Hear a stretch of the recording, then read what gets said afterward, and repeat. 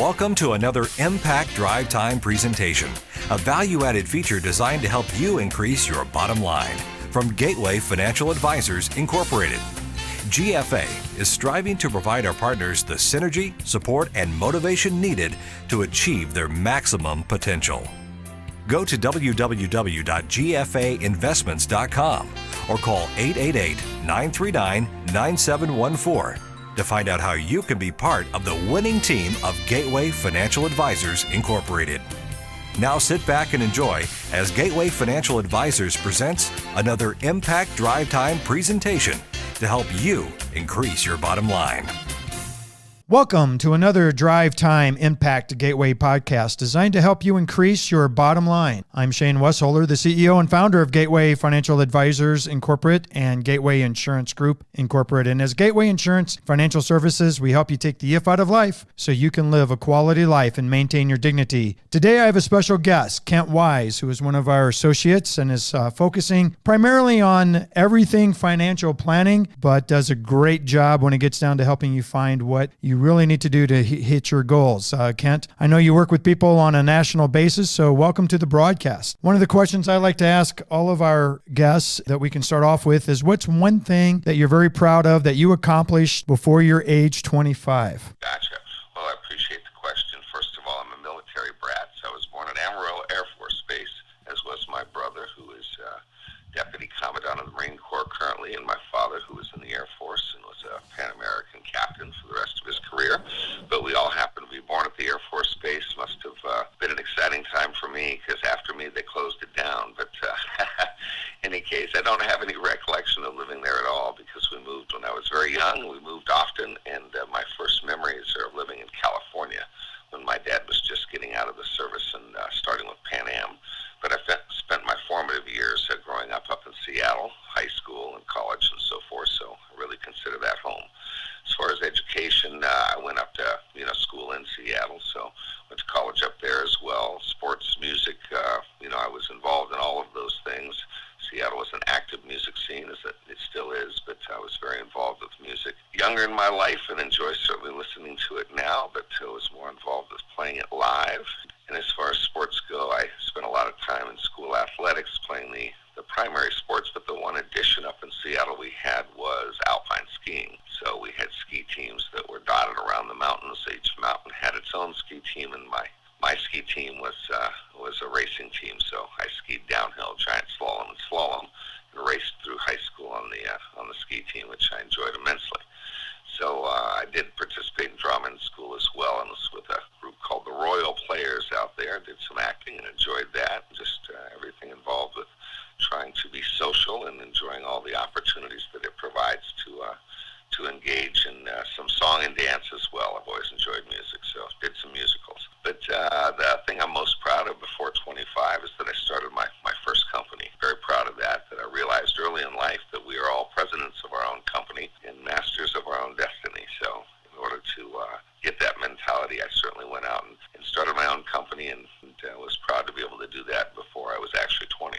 Very cool. Well, tell us a little bit maybe about that first company, or something unique maybe that people don't know about you. You covered quite a bit there, from, like you said, drama, acting into sports and everything. And maybe tell us a little bit about your personal story, that first company, or how you got started. Well, when I was in school, I was working selling copiers. So when I went out and sold copiers, oftentimes they had old Ditto machines, which were being phased out. You might remember, bit of cumbersome, bit smelly, bit messy, but they were the old standard. So as we sold copiers, we would get Ditto machines on trade-in. They really didn't want them because they felt there was no resale market. I thought there was, so they said go ahead and keep them. So in my garage, I started storing these Ditto machines, and all of a sudden I had 100 of them and all the supplies that went with them.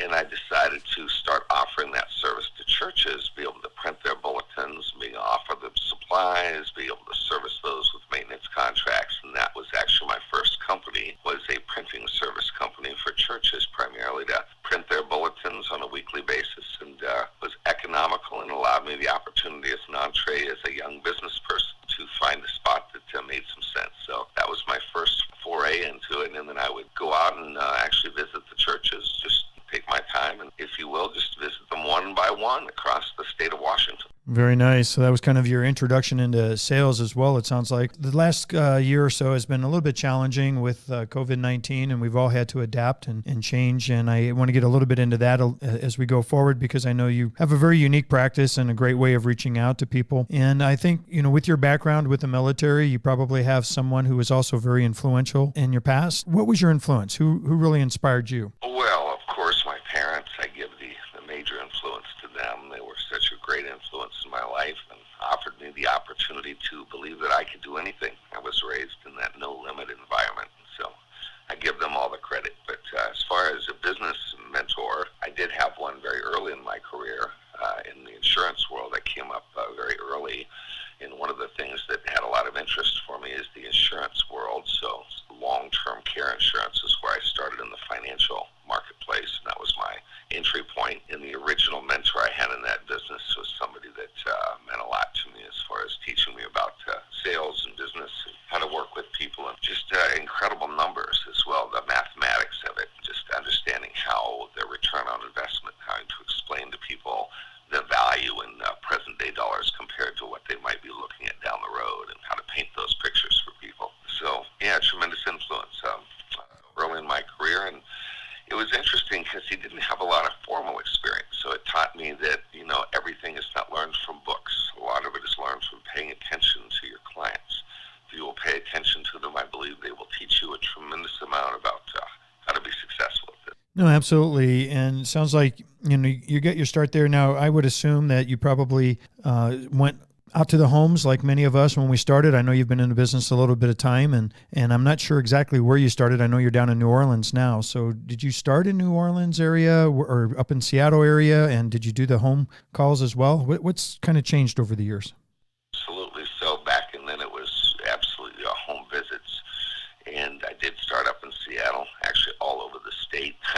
Early in my sales career, it was where everybody else and the more senior partners didn't exactly want to drive, so it was more of the outskirts of Washington State, so up in Bellingham and down in Vancouver and Washougal and Sunnyside, and White Salmon, and some of the towns you may not have ever heard that surround the Washington State area. But yes, the surrounding Seattle metro area, and then of course all over the state of Washington is where I began. I did kitchen table sales, getting out and visiting folks in their homes to talk about long-term care to start with. That's where I began. But then as my interest grew and more as I talked to people about their financial picture, I had an interest in moving into a direction of being a full financial planner, which is where I evolved to, and have run my financial practice down here in New Orleans for years. I opened my current firm, Wise Financial Services, 11 years ago. So we've been doing a great job in helping folks with their financial planning, looking at really all aspects of it, Shane, which you may get to this later, but I'll go ahead and jump into it. That, I'm a big believer in helping people understand what the budgeting process is like. I'm a big believer in saying the magic happens at the kitchen table, where you're figuring out how to give every dollar a place to go and giving it walking instructions so that it doesn't make a jailbreak on you and you wonder later where all your money went. So the budgeting process, and in that process of harnessing your income, and then of course looking at the expenses and where you're spending the money. So I think the magic is really in harnessing that detail and looking at it. But it's not as arduous I think a lot of people make it out to be. Getting a budget and working on one oftentimes for the first few months takes a little bit of time. Might take you 45 minutes to an hour, but once the process is something that you get used to, and we all get used to it, it really should be something that takes no more than 15-20 minutes a month to go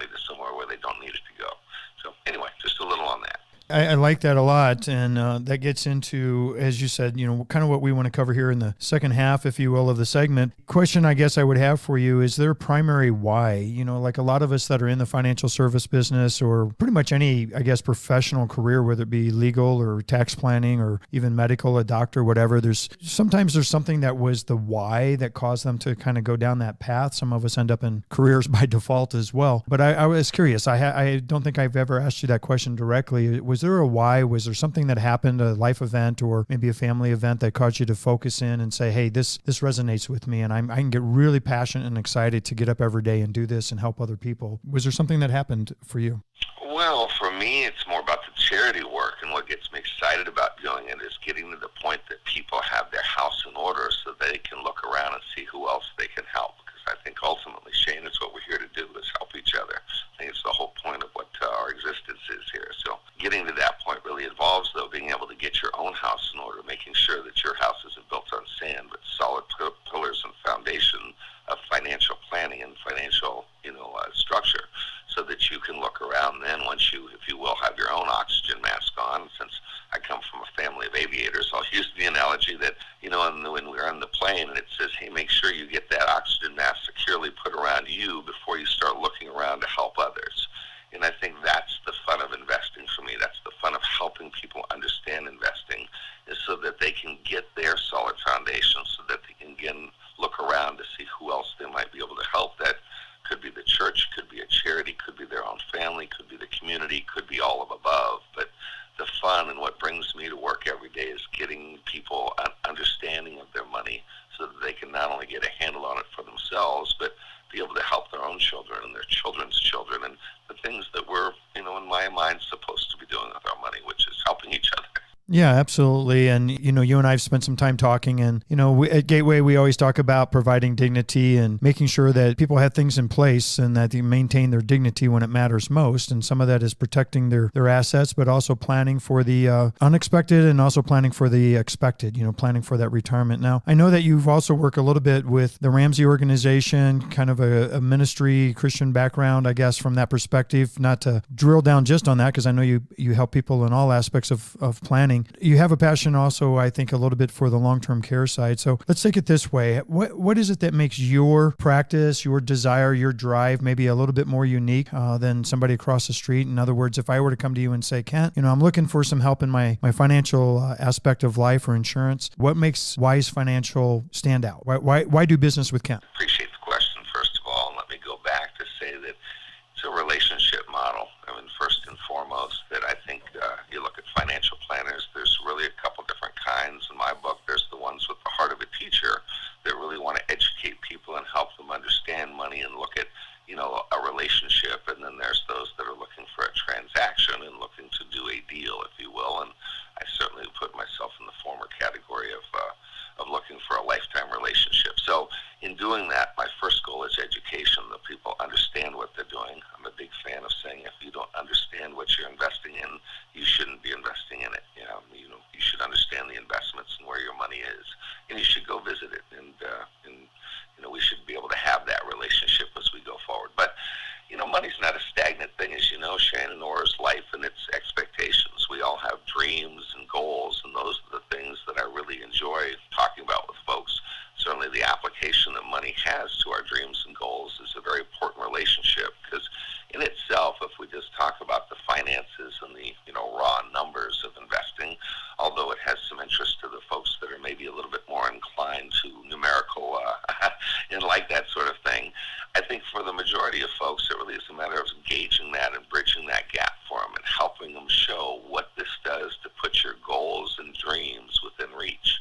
And that is what the fun of it is for me, to show people how it relates directly to the things they want to accomplish in their life, whether that be paying off debt, whether it be, again, helping the church, whether it be helping their kids, whether it be that big trip around the world or the sailboat that they want to buy, or the golf that they want to play. All of those are valid reasons to be investing. But I do want to make sure that all of it is always geared back towards what are the goals, the dreams, the aspirations, and then, of course, evaluate those as they evolve over time.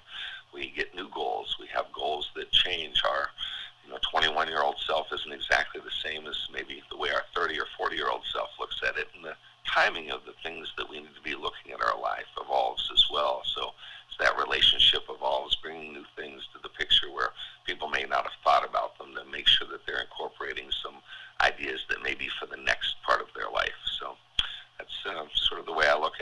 Absolutely. And then, so walk me through maybe the short process of my first engagement or second engagement with you. What would be those first or second meeting? What does that look like? What are the steps? What do I need to be prepared for if I was coming in to visit with you to start that process? Initially, of course, I do many things that you're doing today, which is to find out about people and whether we might have a good fit. So that whole level of understanding what brought them here, who they are, and their sense of not only comfort in investing, but their sense of what they want to accomplish with it, what they want to accomplish in their lives, what they want to have as a legacy for them as well. So making sure that we are tying again those goals and those dreams into the concept of financial planning, and of course bringing some expectations into that too. Shane, I think a lot of people, one of the things I really enjoy is that because in our education process, whether it be just the process of the public school system or a private school system that you went through, many people are not exposed to much financial planning. We have economic classes, we have math classes, but the pure process of, how to run a monthly budget, how to run a household, how to plan for your future, how to prepare for retirement, how do you do those things? And I love to bring that to people so that they can experience that level of financial planning, so they can really understand and feel confident that not only is that light at the end of the tunnel, an inspired retirement, but they know the steps that they have to get there. They can see it coming, and they know it's not a train coming at them. You hit on a number of items in there that just remind me to, let's put this out there. As we kind of grew up, I guess I'm going to throw myself out there. I'm in the baby boom generation. We carried cash in our pockets, or we had cash budgets. And, I remember when we got our allowance, Mom would say, now take that money, and we had it divided amongst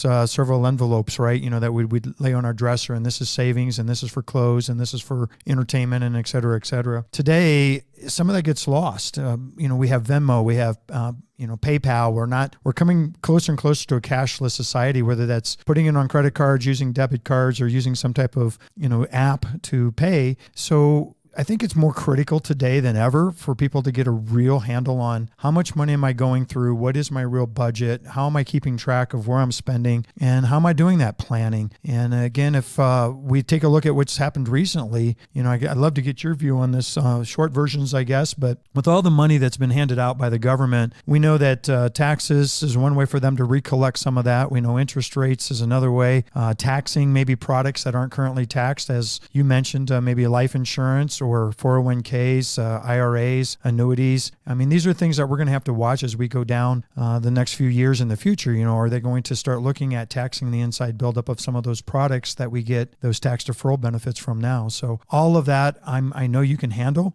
Just broadly, I guess, any comments, thoughts on how you would encourage this lifestyle today when we're not watching the cash go through our hands, if you will, it's going through the apps. And how do you help me control some of that? Well, that's a lot, Shane. So let me address a couple of those things. First of all, if your mother gave you an allowance and put those envelopes in front of you, then she taught you right. That was the basis for financial planning, right? And ultimately, I'd address that first. The voice in most of our heads when we get older, when it says, what do you do with money, is our parents' voices, right? That's how we learned about money. We saw how they handled it. We looked at that experience that we had growing up. So I think one of the values of financial planning isn't just the end result. It is the visceral experience of going through it, sharing that with your family, have them involved in the process. Go into your kids' room, create a thermometer, show them what it's like to pay debt, show them what it's like to save up, have a little pizza party when you reach goals, make it something that they remember, because those experiences, the journey, can be just as valuable. Someday, this will be inheritance to your children. And if you look at the amount of inheritance lost in the first generation, it's tragic. And the reason why is they were not prepared to accept the money. We want to prepare our children for good stewardship of money. So first I'll address that good on your mom, and I would encourage that we go back, whether through an envelope system or more of a mental exercise, to help our children understand how to handle money, because it's incredibly important that we prepare them. So with that said, I think when you think about the cash experience, I realize in the COVID world, handling hard cash and coins does not sound very appealing. However, it's a visceral thing, right? Where you say, hey, I want to feel the pain or feel the experience of actually what it takes to, instead of just swiping a card or tapping that to Apple Pay, you have the experience of having to pull up a couple $100 to pay for that dinner, or $100 or whatever it is.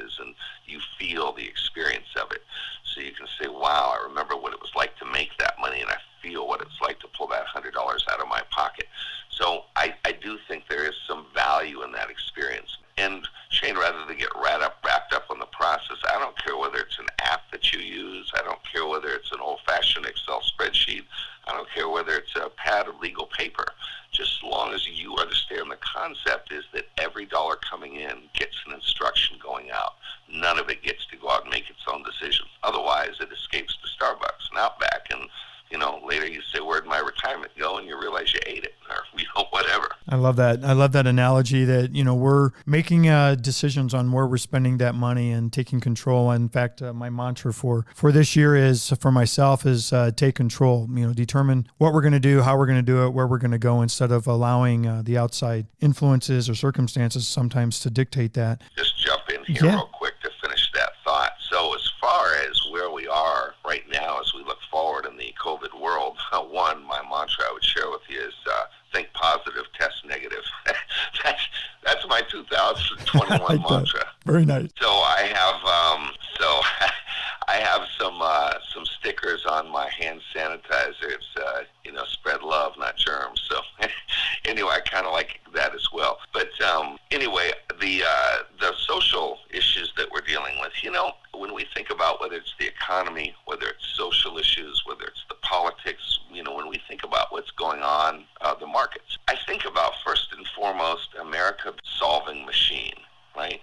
So we are a problem-solving nation like none that has ever existed. The way that we take things as Americans and do that is just amazing to me. So I bet on America every single time. It would be something I bet on. But when we think about the industry and coming back, I really think of being like the waves as you go to the beach. We think that probably it won't just one night we wake up the next morning and it's behind us and it's in our rearview mirror.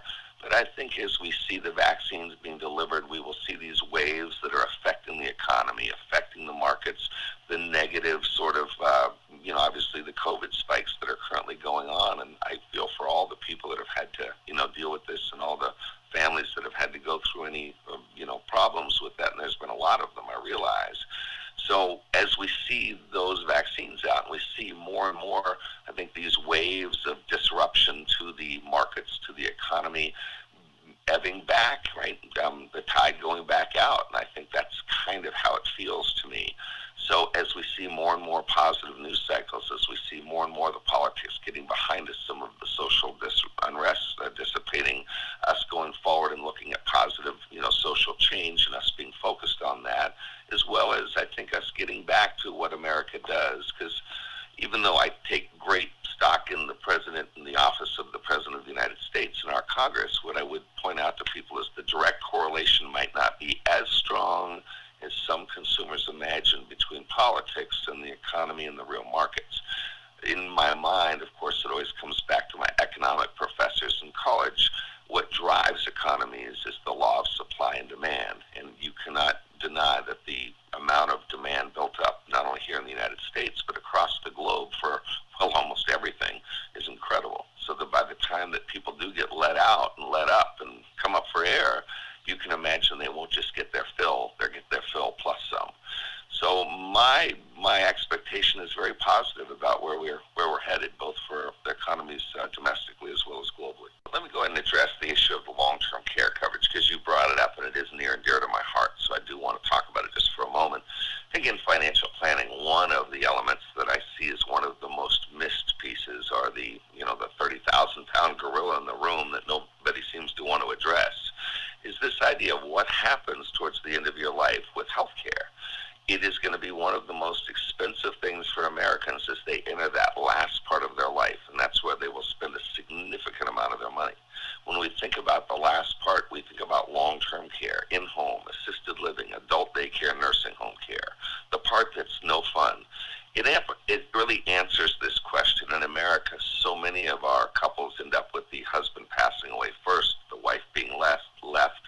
What I tell people is, it really comes down to this simple question, is what are we going to do about mom?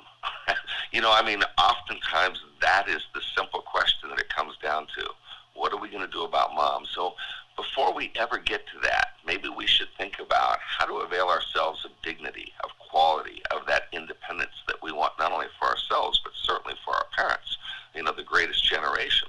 So when we think about this, I think about setting up something while they're healthy so that we can plan in advance, because the future belongs to those who prepare for it. When you think about preparing for long-term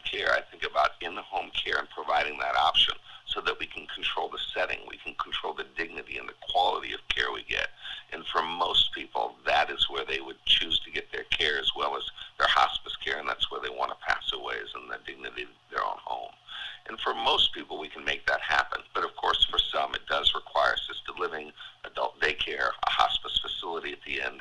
And for those, they can be very, very expensive and many times not covered by Medicare, Medicare supplements, Medicare Advantage plans, or any government program, simply addressed by long-term care insurance. So I'm a big proponent of it, a big believer in it.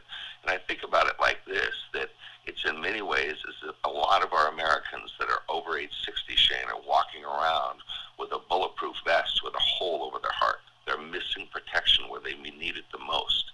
It is the single greatest financial risk involuntarily that faces you in the last part of your life is long-term care. So it is important. It is something I'm a big believer in. And I have spent a lot of time making sure that I am an expert in not only all the traditional plans out there, but the hybrid coverage plans that have become more and more popular. So that combine both annuities and life insurance in addition to long-term care to provide some unique opportunities. But be more than happy to talk to anybody about it because I am very passionate about that.